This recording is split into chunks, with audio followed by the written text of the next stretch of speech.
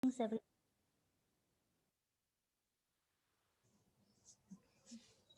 greetings everyone. I'm Anuradha, and on behalf of the Oo-Tah-Goh-Nah community, I have been given this honor of welcoming our next speaker today, Satya Lila. But before I introduce her, I think we're going to take one moment to just find ourselves, let's say way back in our childhood. So good to close our eyes if that helps us, just for a moment, and go back to a moment in our childhood. Maybe a happy day. Maybe I can hear my mother's voice or my dog, or I can feel the garden or the dining table where we sat and had dinner. And just spend a moment there, whatever memory from that point that you can connect to.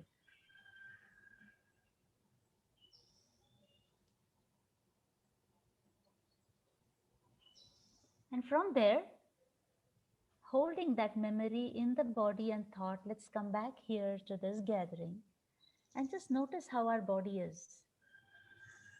Is it the same as when we began to think when we just came into this meeting? Or is there a slight difference?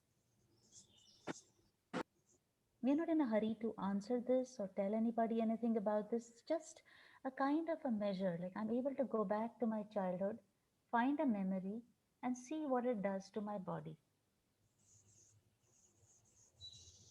So, by way of introduction of our new speaker, what we can do with these little memories, our new speaker has the ability to help our emotions move around with the help of body postures and both ways. So she understands the interconnect between our mind and our body and our feelings.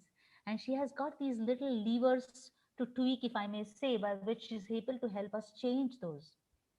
And so over to Satya Lila, and I'll let her take it from here. Thank you, Satya. Please. Thank you, Anu.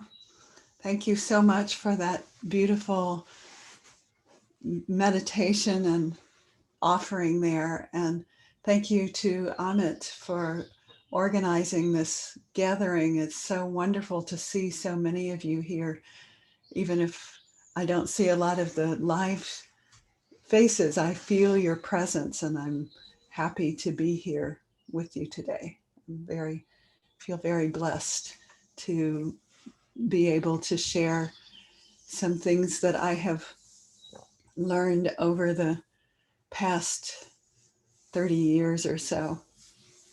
Um, so um, today we're going to explore the emotions of fear or anxiety and grief.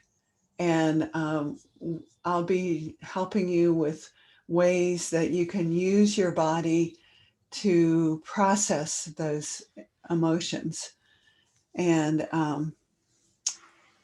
so we'll get much more into that. And there'll be a time for questions and answers at the end. So you can ask your individual questions in that period. So let me just give you a little overview about how I view emotions. Um, Emotions to me are just energy. We assign a lot of meaning to them and significance to them, but if you take that away and just experience them purely, then it's like a wave of energy that moves through your body. My teacher once said that grief is like a thunderstorm that passes over a hill and it drops its rain and then it moves on and it's gone again. And um, that is the key to the emotions, is feeling them fully, expressing them, and then letting them go.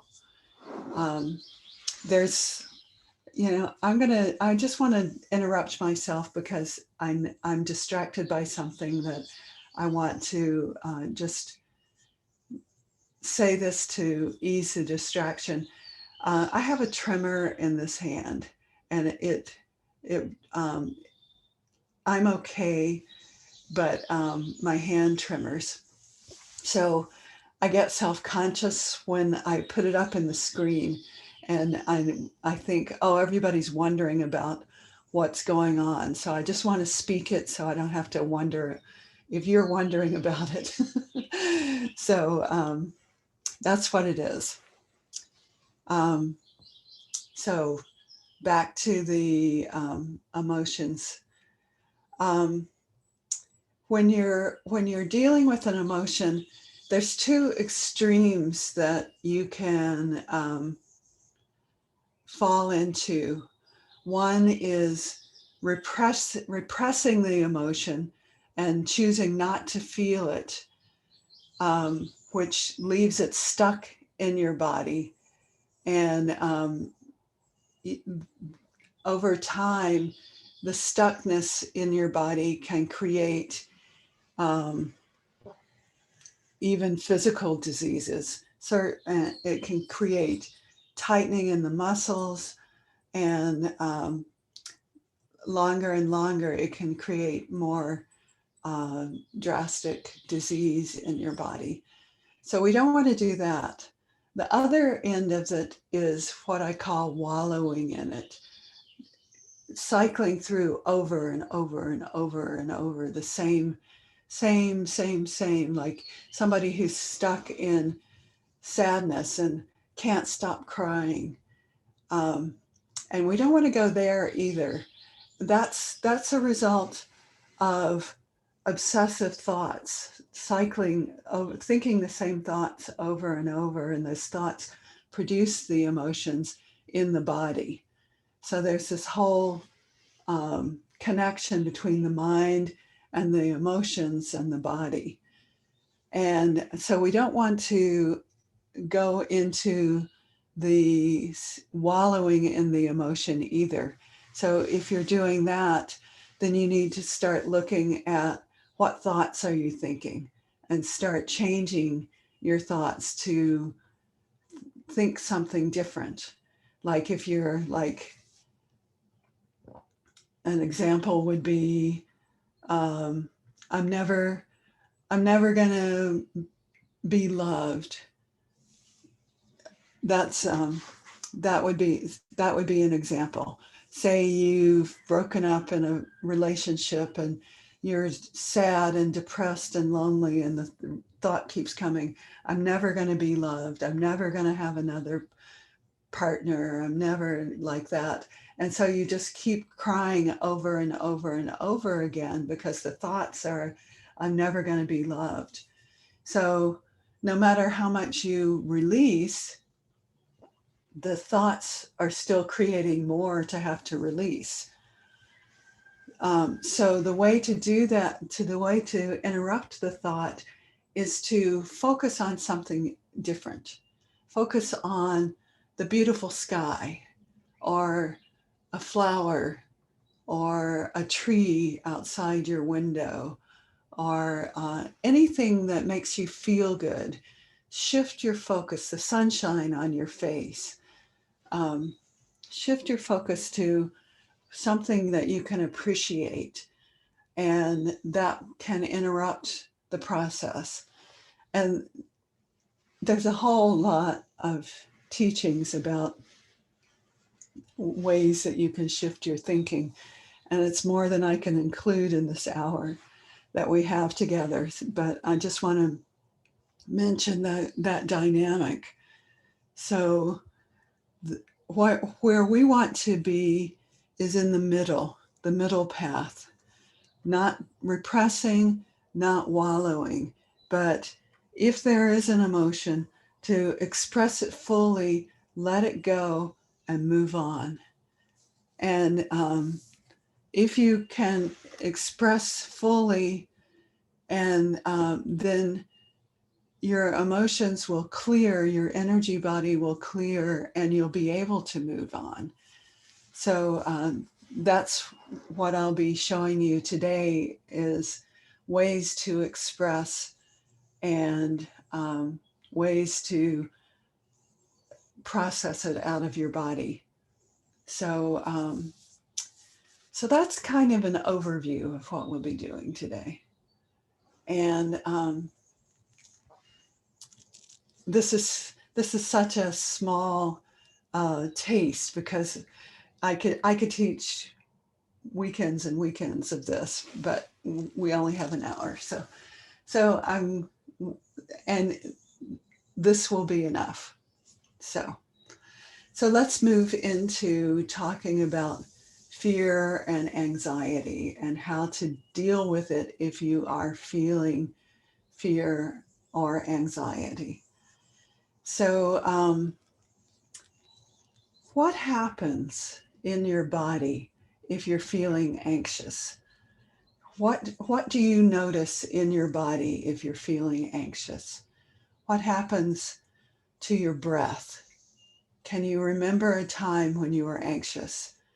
Can you remember, were you breathing?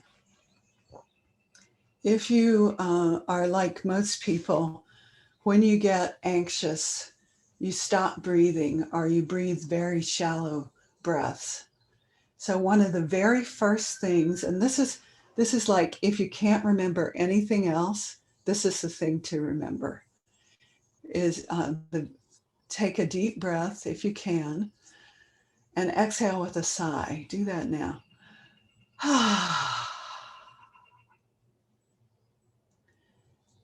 And take another breath. Doesn't even matter if it's a deep breath. The most important thing is to exhale with a sigh.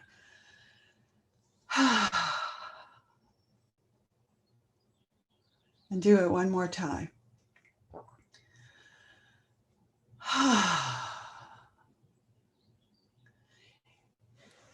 What you've done, you probably feel a difference in your body from that. My guess is that you do. If you, most people do. So what you've done is you've interrupted the fight or flight response. Fight or flight is the adrenaline response in your body. When you're scared, when you're anxious, the body prepares itself to have to either run away from a danger or fight for your life. And the when you go into that fight or flight response, you um, one of the things that happens is the breathing changes. And when you change your breathing with that sigh, you interrupt that adrenaline response and go into the relaxation response. So that piece is a helpful piece, even if you can't remember anything else. But I'm going to tell you some other things that will help you even more. So this is going to involve the whole body. So I'm going to invite you to stand up, and I'm going to move so you can see my whole body.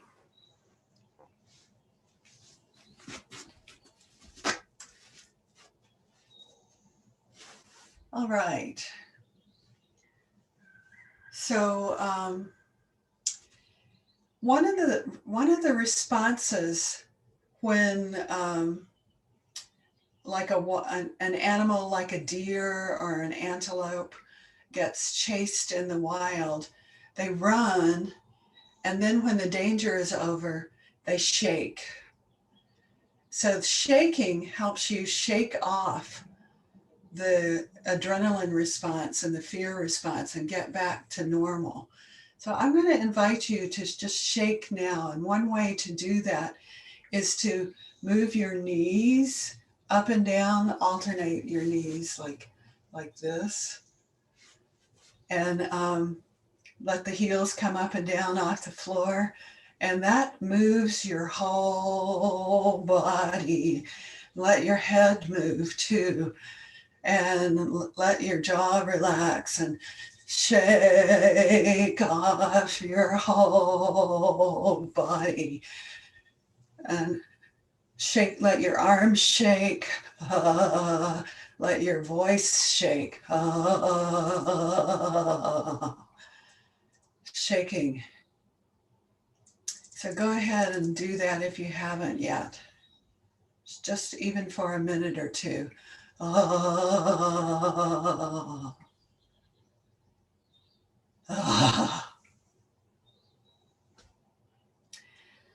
Feel a difference?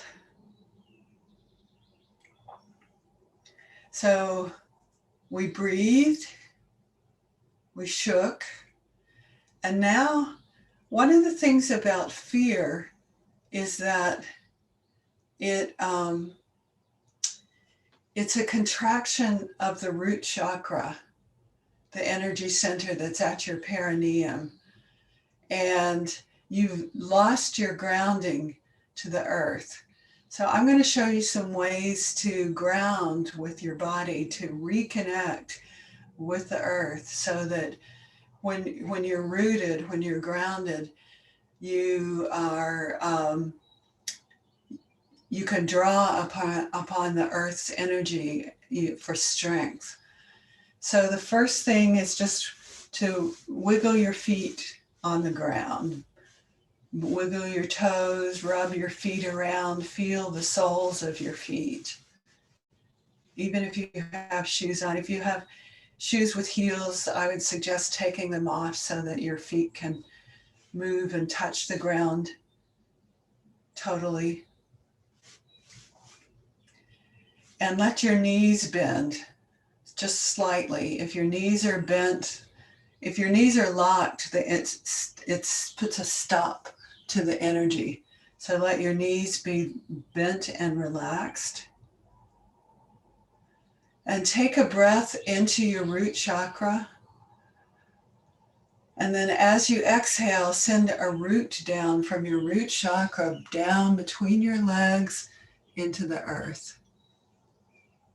Send it down your legs too. And when you breathe in up through your legs, through your feet, into your perineum, into your belly.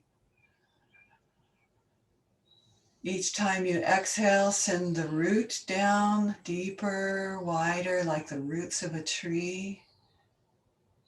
Each time you inhale, bring up the earth's energy.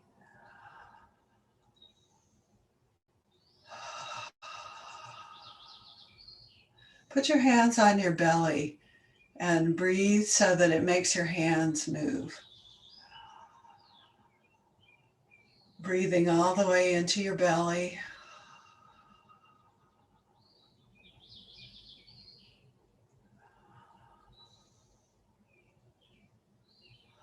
And check to see if your jaw is relaxed. You probably want to have your mouth a little open so that your jaw is relaxed.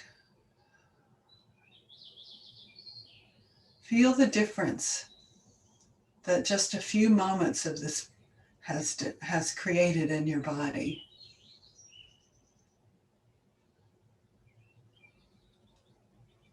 So that's grounding.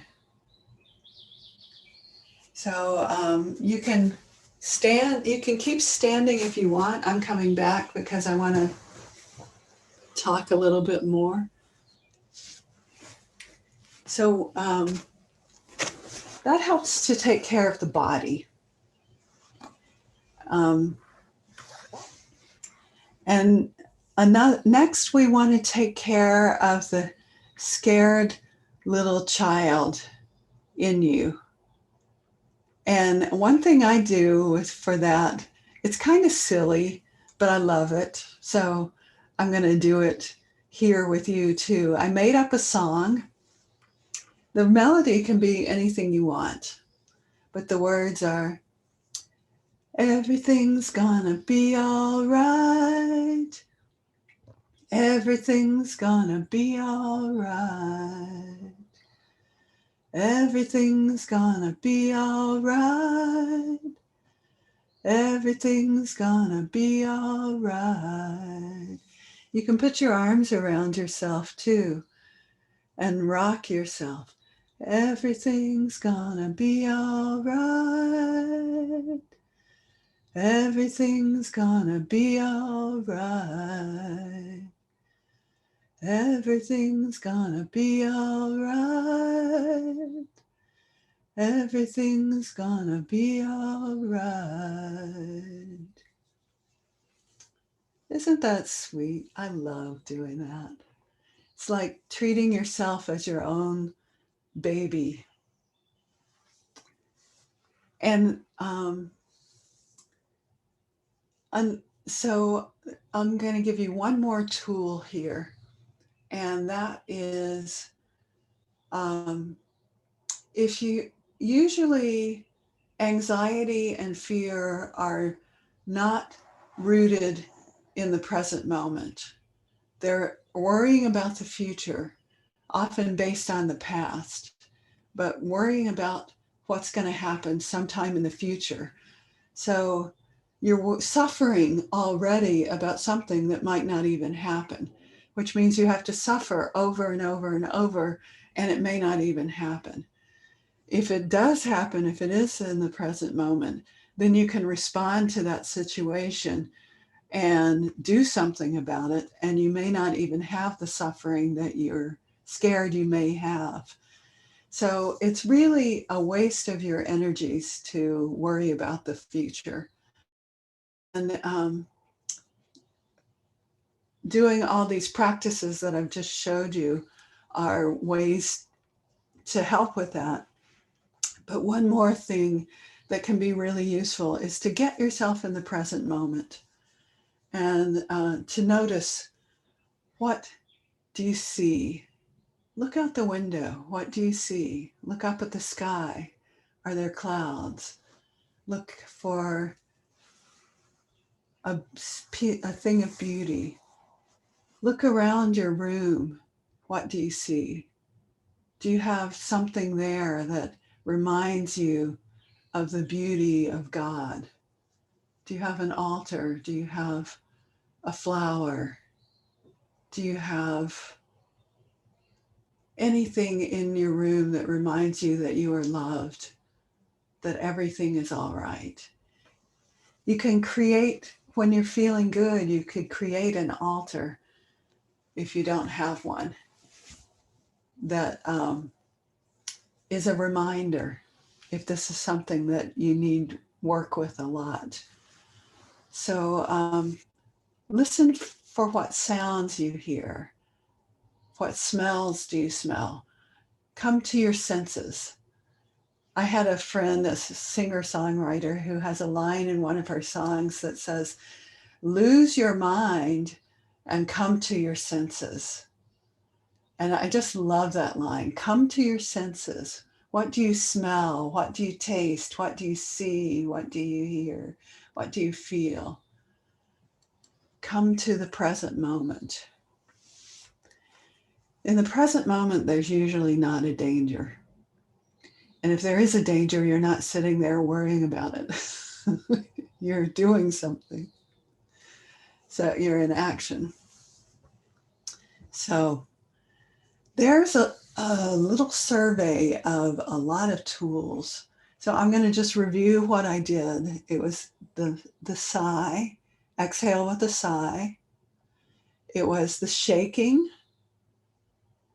It was the grounding process, breathing through your legs and feet. It was the song. And it was coming back to the present moment. So there you go. So we're going to um, move into talking about grief now. Um, and I'd like to tell a little bit of a story myself because I've had personal experience with grief. And even though I've taught body spirit centered spirituality for 30 years, and I've had more than 15,000 client sessions, and taught hundreds of workshops all over the US and in Japan. And even though I had all that experience, I had an experience 8 years ago where my partner at the time died suddenly. And I was plunged into a very, very deep process of grief, which lasted for months. And I got so despondent that I was contemplating driving off a cliff. Um, I even had the cliff picked out. There's a road that I live in the mountains of California, and there was a road with a really steep downhill and a cliff at the bottom, and I was going to drive down that road and off the cliff. And I fantasized about doing that so I could be with him again. I just didn't want to live without him. And um, I never did it. Obviously, I'm still here. But one day I was in that again, and it was Thanksgiving, which is a holiday here in the U.S., where it's a harvest festival kind of before winter starts kind of holiday. And there were all these people gathered in my house, and I just didn't want to be around anybody. And the kitchen was a mess. And I walked into the kitchen to make myself some breakfast. And, there was food everywhere because it's a big food holiday. And I just exploded. There was no counter room for me to make my breakfast. And I just exploded in anger and yelled. And I'm not like that. I don't yell at people. And my friends gathered around me and asked, they were so kind, asked what did I need. And I just started crying. And I said, I just, don't I don't want to live anymore. And it just woke me up. It was a very traumatic moment because I saw how not handling my emotions was um, impacting them, because I was exploding in anger at them. And they were like, whoa, like that. So I resolved to do something. And I started doing some of the practices that I had been avoiding of expressing the grief. And that was also when I connected with my spiritual teacher and got some help. And that totally changed my life. I started coming out of it. I gave myself permission to go into it fully. And I did that. I said, between now and winter solstice, I'm going to just go into the darkness, and I'm going to express it fully, not hold back. And there were moments where I thought I was going insane because it was just so intense. And I remember one time I was in this very temple, and I'd been wailing on the floor, and I came up and I was like, I've crossed the edge. I'm insane now. But I knew to keep going. I kept going deeper and deeper and deeper into it. And I came out of it renewed. My heart cracked open instead of closing down. My heart cracked open. And within a few months, I had come out of it, and I had met a new man who I'm still with today, who's a beautiful love, and I'm so happy, and life is good, and life is beautiful and happy. And um, if I hadn't allowed myself to go deeply into that, it wouldn't be. I'd still be letting it out a little at a time. And instead of the big releases that did. So that's what worked for me. And one of the things I could also say is that it led me, that grief led me to my spiritual teacher, and I probably wouldn't have sought her out had I not um, been in such pain. Pain catalyzes growth because you can't do anything else. I mean, the only choice is grow or die, and choose. Each moment is choosing life or choosing death. Each moment is choosing that, and uh, sometimes it's choosing a living death.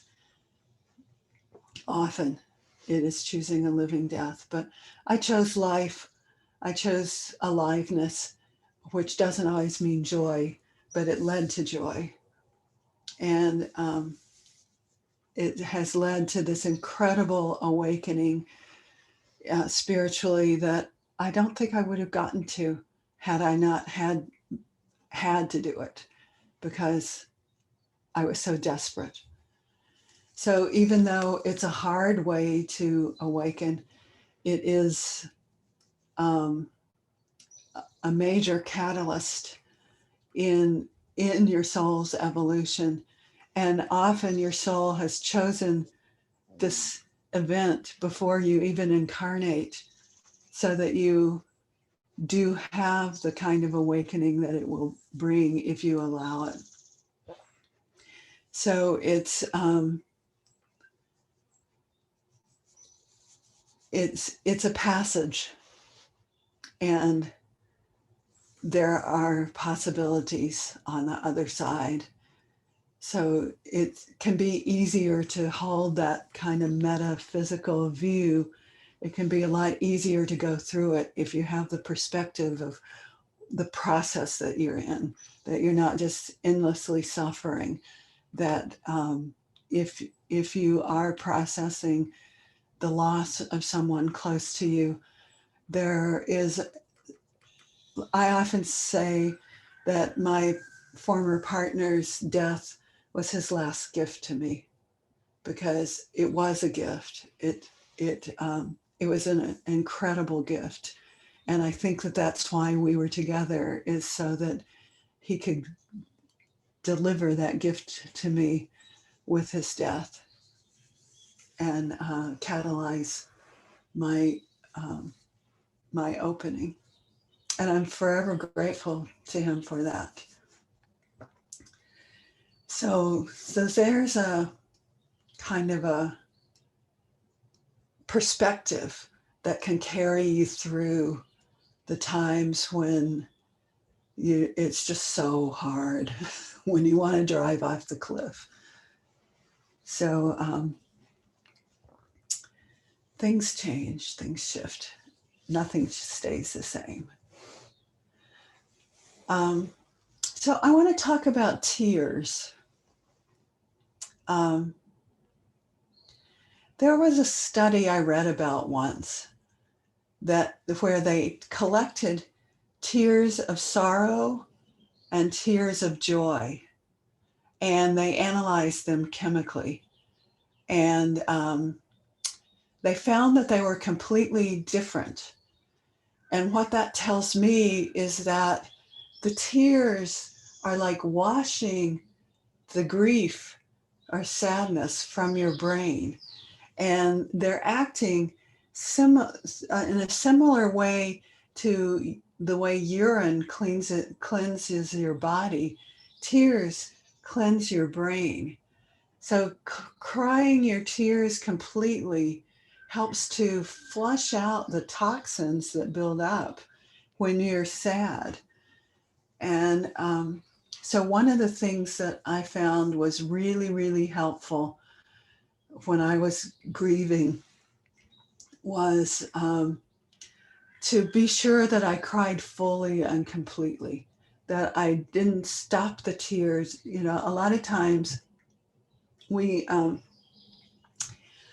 when we're babies, we know how to do this. We know how to cry. But a lot of times we get training by the people around us to not cry. Especially men, big boys don't cry is a message that is very commonly given. But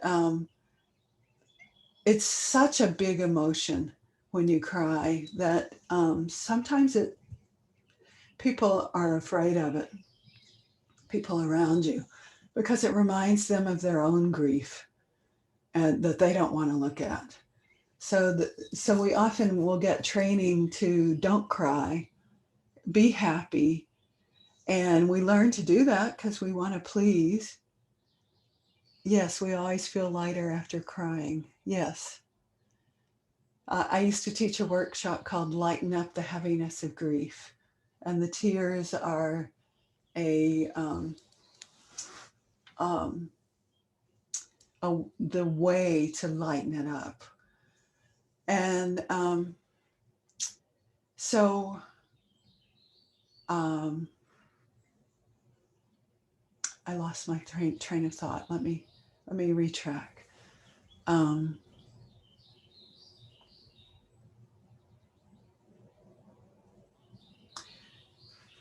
oh yes. So if you're just letting a little bit of tears out, then it gives you a little bit of relief, enough to think, oh, I'm okay, I can go on. But if you let it out completely, then then you're clear, and you what my experience was when I would have a big, noisy, snotty, wailing release of tears and grief. When I would do that completely, I would get clear, and then I could feel my partner around me.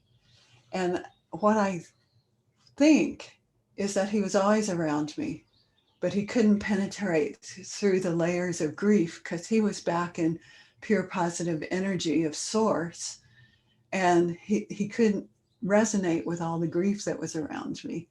So when I released the grief, then I would feel him, and I would feel his love just wrap me up all around me.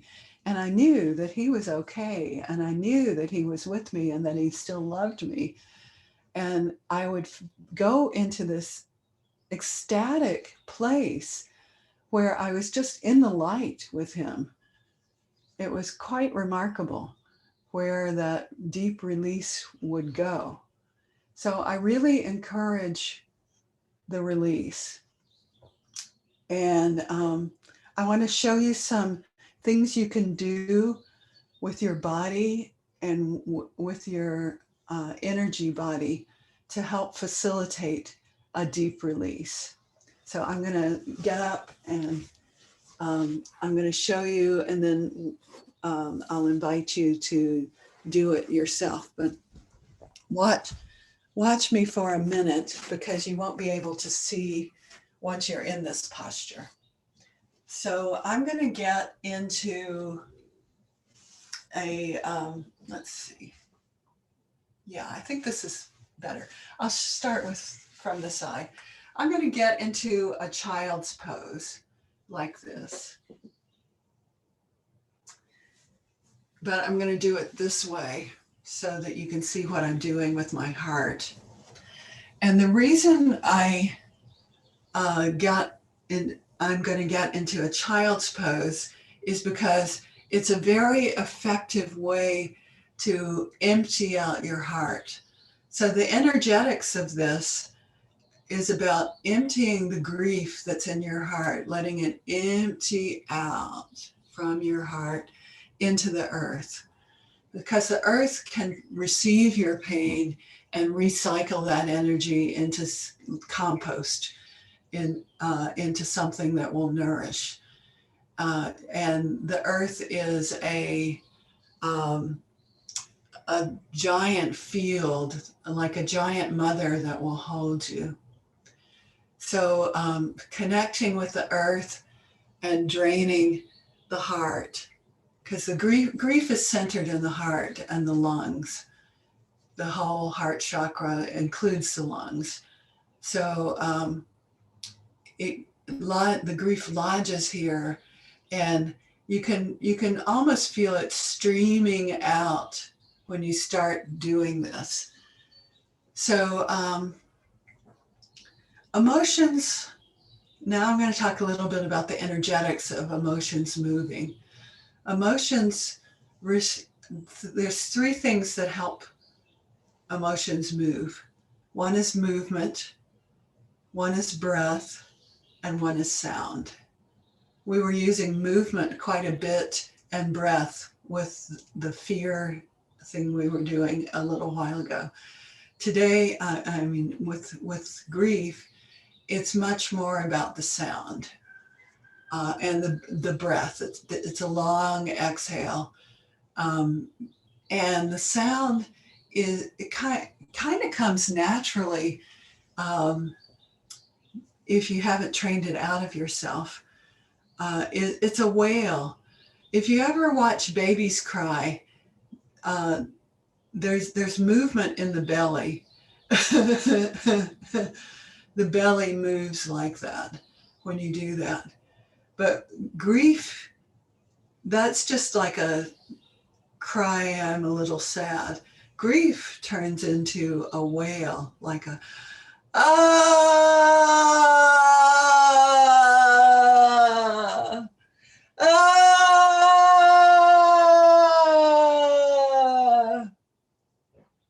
The throat stays open because the throat needs to express. So you keep it like to open your throat, say ah. Just say ah now. Ah, feel what the throat feels like when your throat is open. Because if your throat is tight, if you're forcing the sound, you'll hurt your voice. So, so that's really it. You get into child's pose, connect your heart to the earth, and just let the tears flow, let the wail come. Just ah, ah. Ah,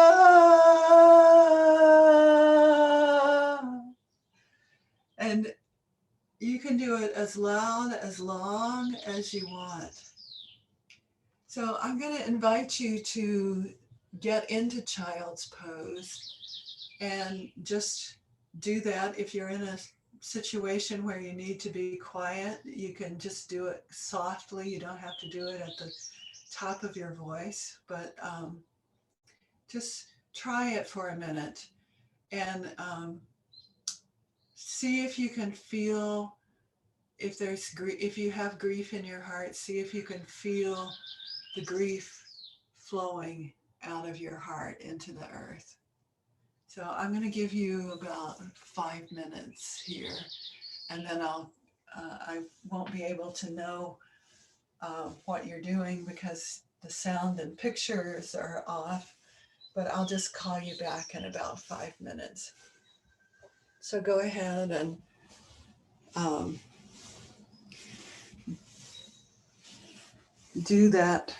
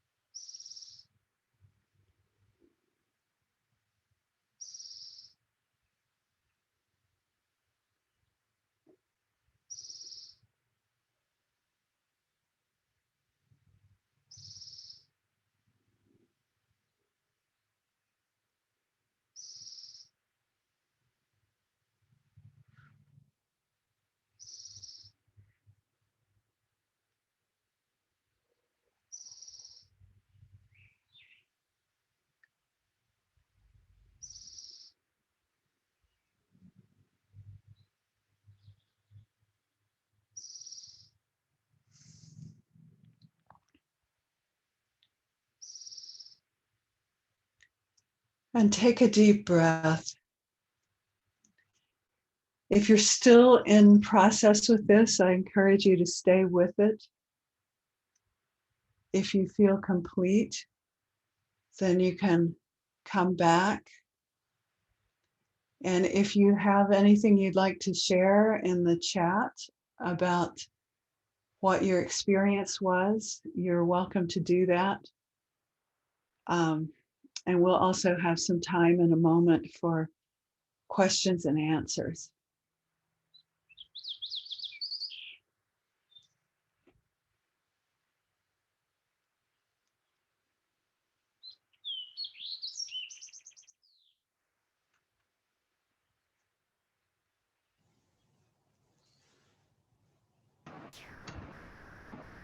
Thank you so much, Satya. We are opening floor for the question answers now. Yes. Super. I invite everyone to share what they feel and any question they want to ask, and Yes. feel that this is a safe place to express your emotion. This is a point where Satya can help you to give you a technique where you can resolve that emotion which is troubling you for very long. So this is the time.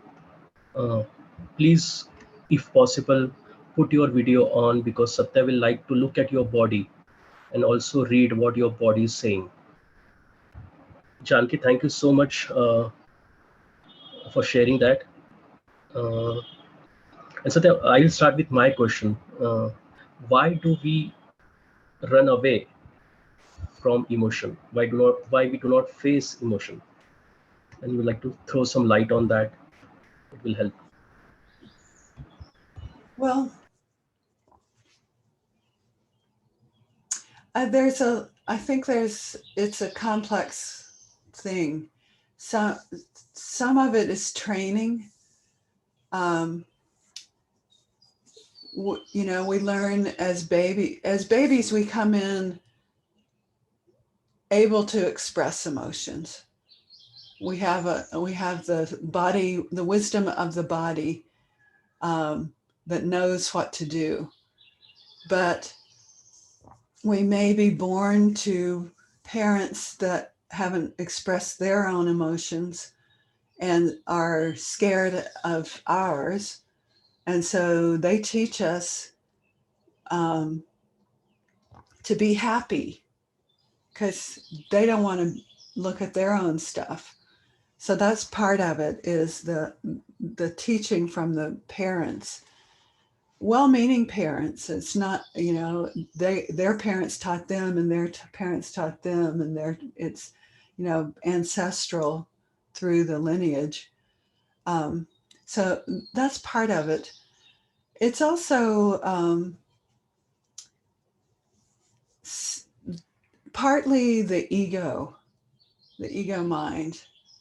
The ego mind is designed to protect us, to keep us safe. And it sometimes a really big emotion that happens really young in life, you might not be equipped to deal with it. Like a major trauma where fear comes in, like if you're abused as a child or something like that. The ego creates defenses against feeling the intensity of that because it would overwhelm the mind. And the ego's job is to keep you safe. But then the ego gets stuck in keeping those defenses, even when you've matured and learned to handle what even if you could handle it, the ego mind doesn't know that. And so it's still in the don't feel it, don't feel it, don't feel it. And so you have to retrain your ego mind that you're, it's safe to feel. I often tell my clients I'm like the life the lifeguard at a swimming pool. They're jumping into the deep end, and I'm there to throw in the life preserver if they need it. And Nobody has ever needed it, you know, but it makes him feel safe to know that somebody else is there. So, because it's scary to jump in the deep end. Does that answer your question? Yes. Thank you, Thank you. Satya. Thank Uh, you. we have some question as a direct message. I'll skip the name. The question is how to deal with betrayal or a cheating. Deal with what? The betrayal or cheating, probably from your partner, maybe. Ah,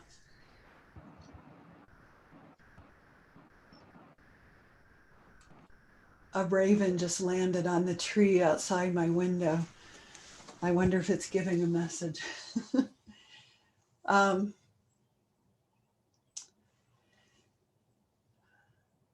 that's a complex issue. Um,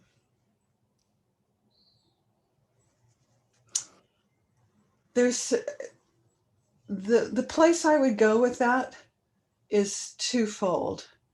I would especially watch what the mind is saying, because the mind can get really stuck in repetitive thoughts in a situation like this.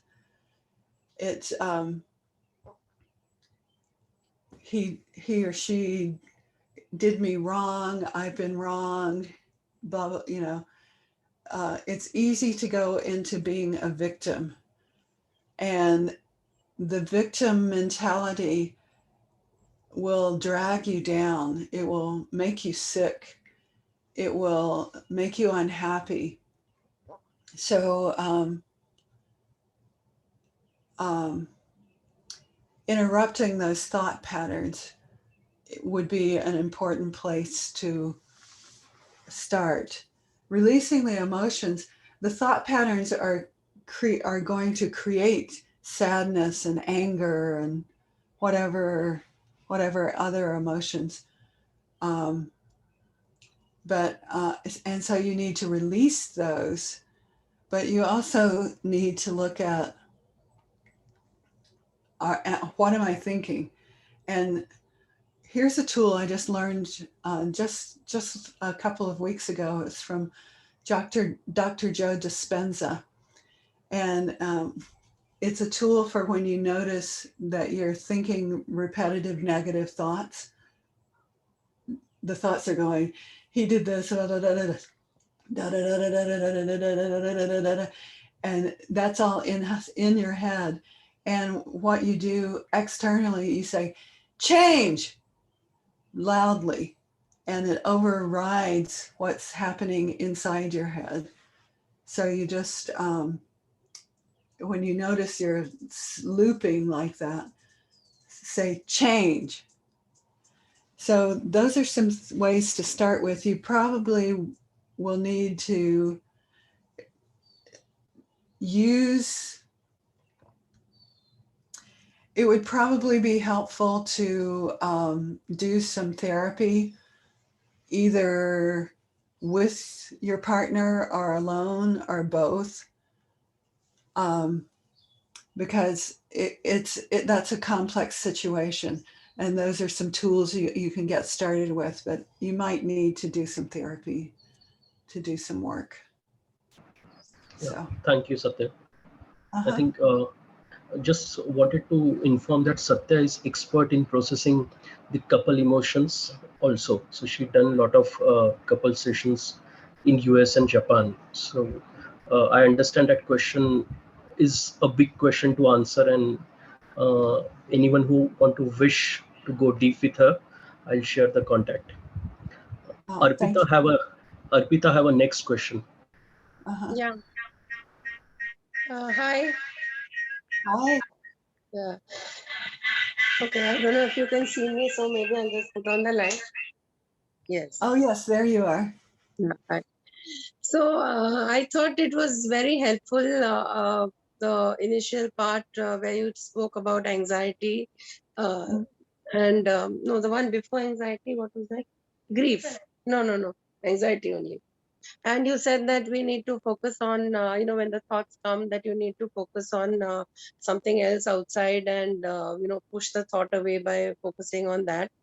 And the movement that you gave was about, the shaking thing, which you said was very similar to what dogs do, for example, after they've had some experience like something that needs, they want to let out their emotions. So I like that shaking thing a lot. So my Uh-huh. question is, if how do you have a motion like that, a body uh, movement that one can do for anger? Yes, I'll do it very quickly. This is something 2-year-olds know how to do very well. The anger is an emotion that requires a lot of movement. So here it is for anger. Ah! Ever see that before?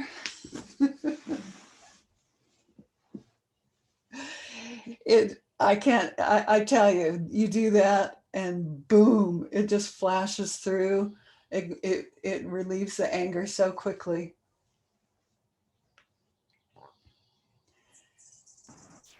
Yeah. Thank you, Satya. Okay. Thank you so much. Sorry, I was trying to unmute myself and couldn't find the button. Oh, that's okay. Thank you. Thank you so much. Yes. Thank you, Arpita, for asking that question. We get one more technique for anger. Piyush, you're going next. Awesome, thanks. Satya, that was a really good session. Thank you very much for that. I actually was looking around my room to find what is beautiful in my room, and I found this painting, and I wanted to show you this. It's a painting that I found at some bazaar in New Delhi. I always keep it with me, and it reminds me of Mary Magdalene. Oh, nice. That helps me. Um, I understand that you've given us these tools to deal with a lot of different emotions, but a question that I usually come across is that why am I feeling that emotion in the first place? And and my experience is very much related to what your experience has been in the way you are expressing those things, that either the mind is repetitively stuck in it or we want to run away from it. Last year I found myself in a situation where I could not run away from it, and I was also stuck in it. It was a pandemic. I could not get out of my house, but I was going through something very emotional as well. So I've tried to understand this in a couple of ways, is to see what happens in my body during those emotions.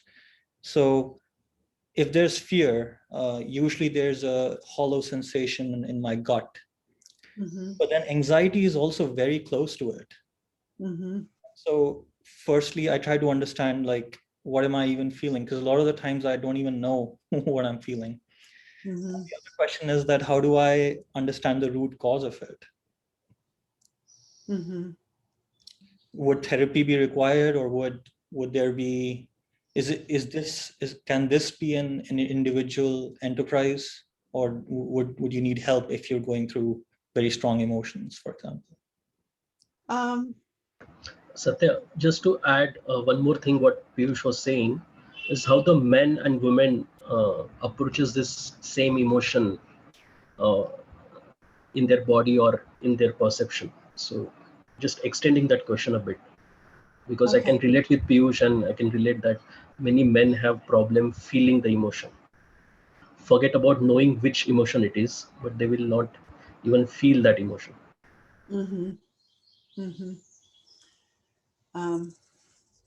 I just noticed this. The sun just started hitting the window. I hope it doesn't blind you.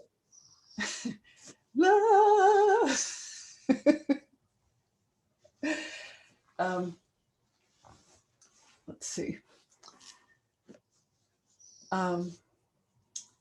Yes, Amit, you are right. A lot of men have more difficulty experiencing their emotions than women do. And I actually heard a friend of mine told me about a radio interview he heard with a transsexual um, woman to man transsexual. And he said when he started taking testosterone, he lost the ability to have that deep cry that he had when he was a woman. So there is some hormonal basis for that. So, but there's also a lot of cultural, men don't cry kind of thing. Men are more encouraged to express anger, and women are more encouraged to cry um, in gender stereotypes. So yeah, that's a part of it.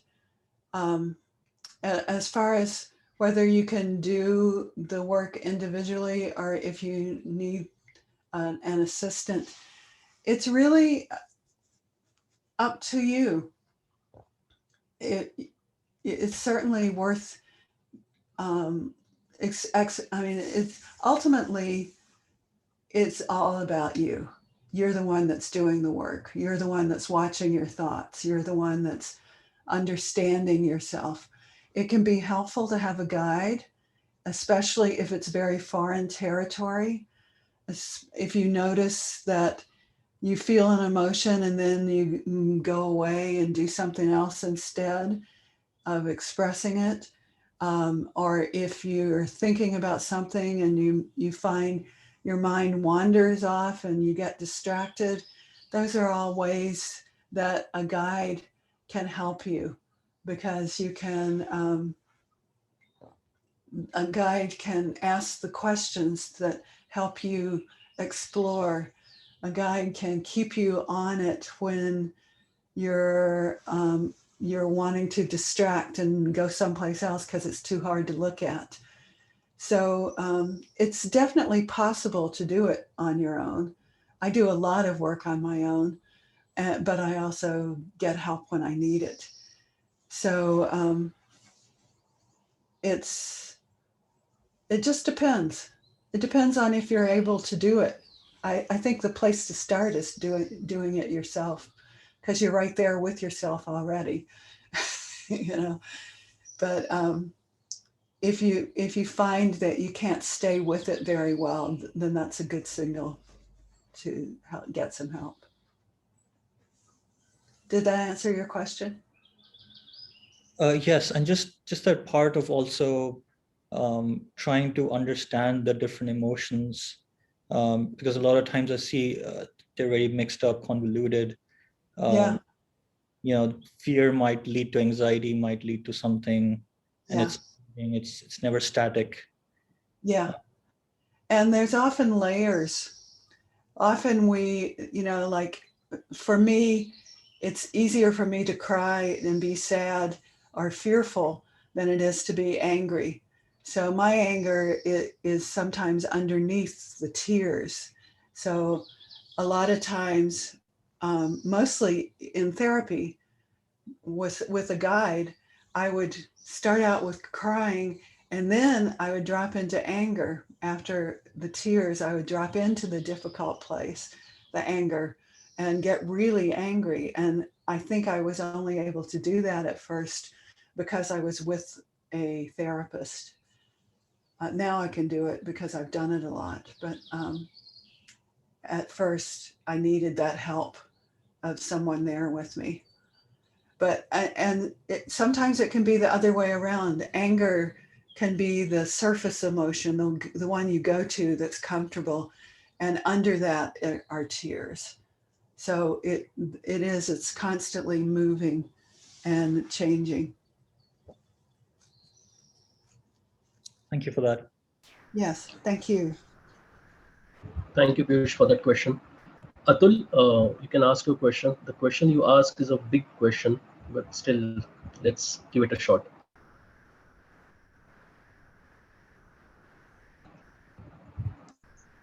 Okay. Do you want me to read again? Okay. So, how to break the belief systems that deeply rooted from several years, maybe from childhood, which causes anxiety. So, it's like, I mean, Can you say that again? sorry. Can you say that again? Yeah. Um, oh, Hey, hi. So, what, what, yeah, hi. So, how to break the belief system that's actually deeply rooted from like several years or maybe from childhood, which causes anxiety. So sometimes, I mean, we are aware that some belief system is causing anxiety, but it's still hard to deal with it. yes. Um, let me think about that for a second.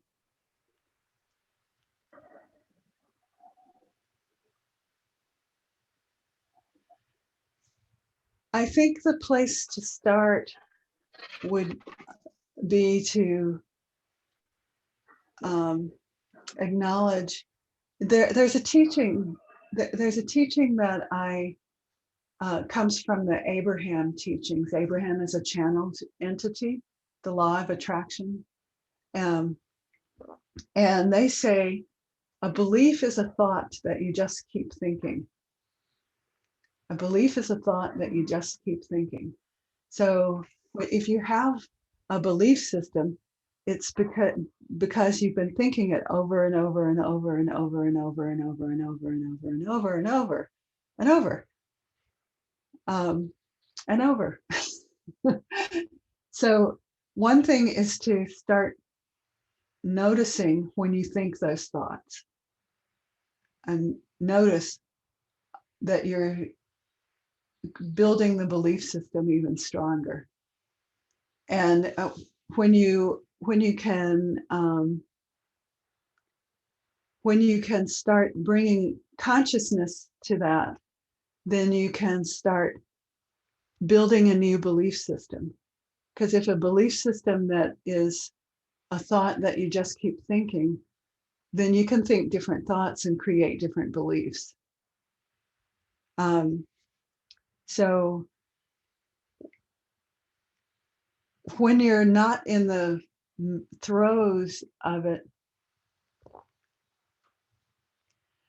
when you're not in the throes of the beliefs, like when you're not deep in the anxiety, when you feel good, you can start creating, write down, what is the belief that I want to replace? Write yourself a new story. Like, whatever, I don't know what your belief is about. So say it's a belief about I'll never be loved.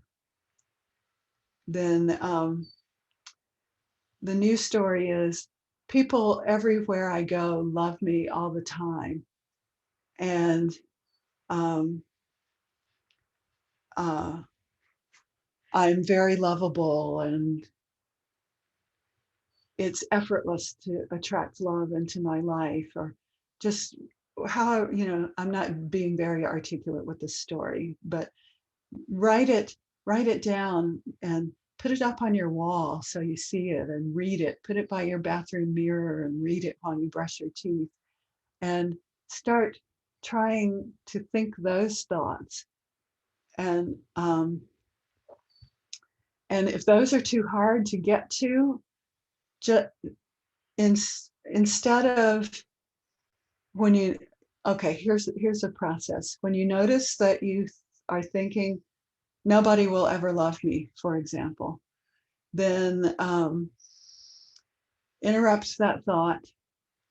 You can say change, and then shift your attention to something that's neutral and easy to appreciate, like a beautiful flower, or the feel of the wind on your face, or gratefulness that your bed is so cozy and warm, or whatever it is, and just something simple. Shift your attention to that. And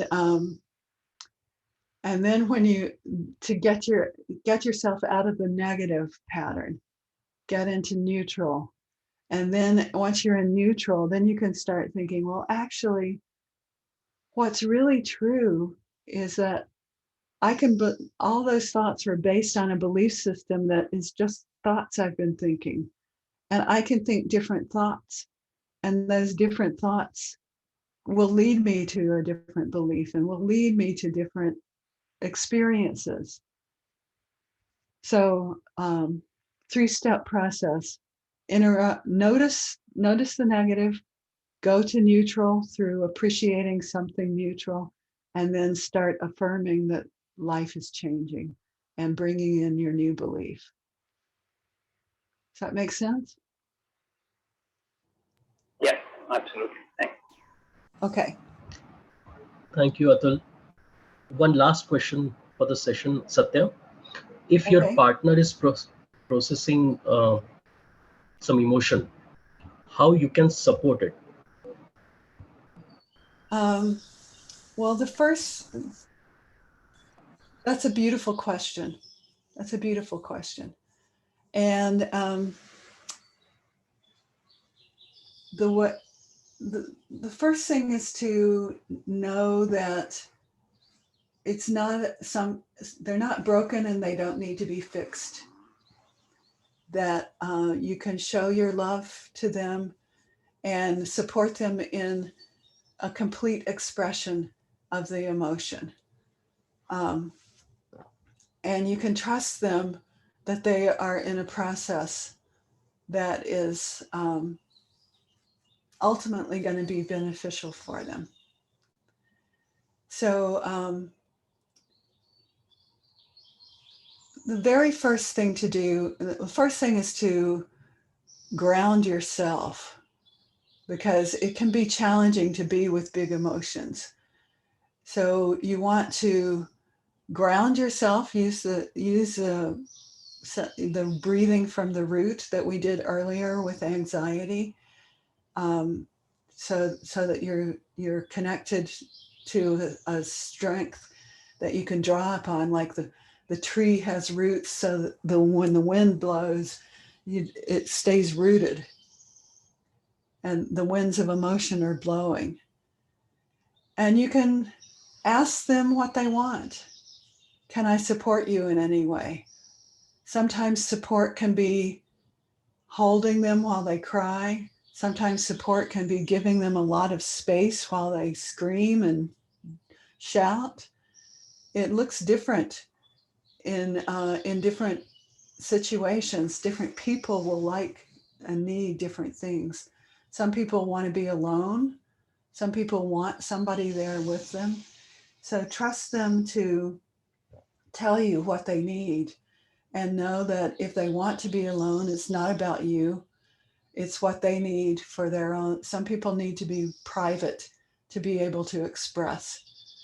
Some people, I'm kind of like that. I like to go away and process my emotions before I communicate, because if I don't, um, if I'm with my partner and say I'm angry, I go away and I process the anger before I come back and poison my words with the anger, because the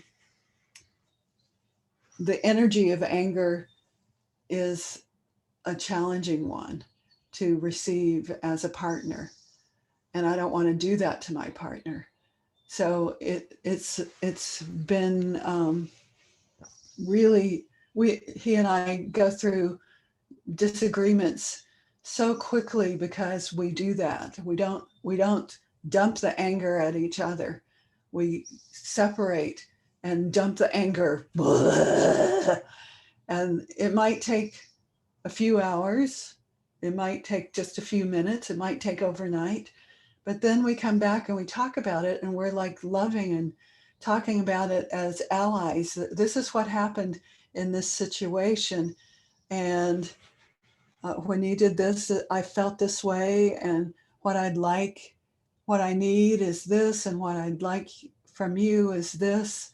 And it just, we're working together to prevent the next time that situation occurs from being a problem. So anger in particular, I think, is really important not to dump on another person. It's important to release, but it's important not to direct it at another person. It's uh,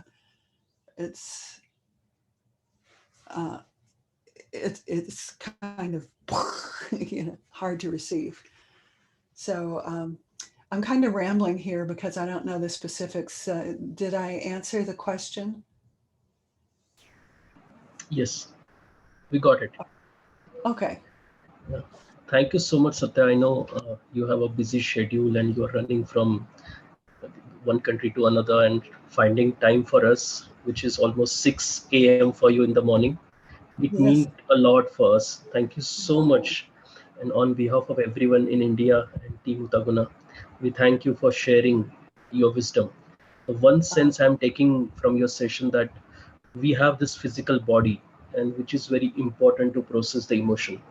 So somehow this emotions and physical body, we need to marry them together so to evolve and live a life of wonder and beauty. Yes, absolutely. Thank you. That was very beautifully said.